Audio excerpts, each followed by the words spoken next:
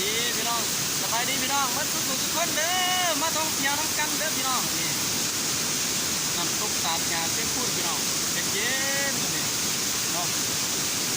เหนื่อยร้ายเลยพี่น้องเลยจากการทำให้น้ำหนักก็เลยพากันไปท่องเที่ยวซะสุดยอดเลยพี่น้องนี่เบิ้งซ้ายหน้าพี่น้อง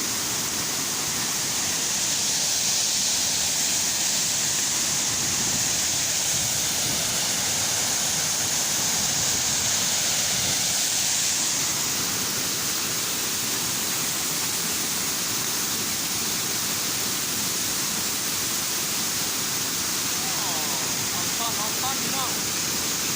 นั่งพักผ่อนกันอากาศเย็น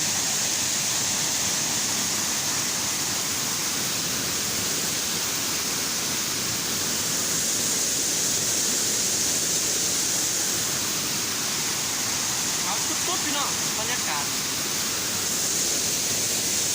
ได้อาบน้ำ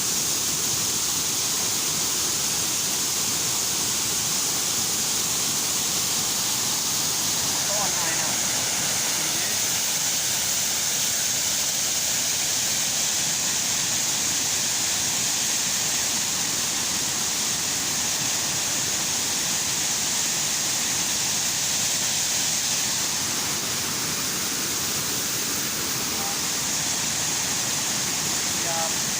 ตู้เย็นสองตับโต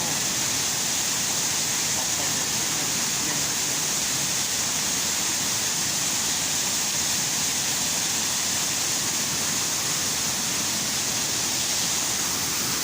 โมนี่ยังไลฟ์พี่น้องมาอัดคลิปวิดีโอธรรมศาสตร์นี่แหละมาหาหมักข้อมาต่างๆหาหมักข้อมาได้ก็มาเบิ่งตาดยาที่ขุ่นเนาะ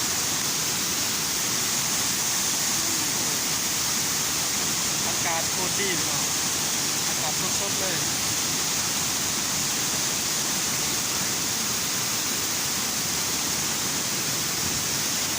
เย็น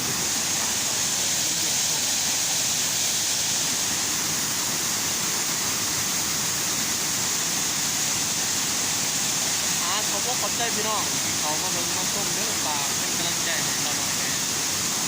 คอยติดตามเรื่อยๆเอาขอบใจดีๆแห้งเด้อสิไปหาบักขอบต่อเลยพี่น้อง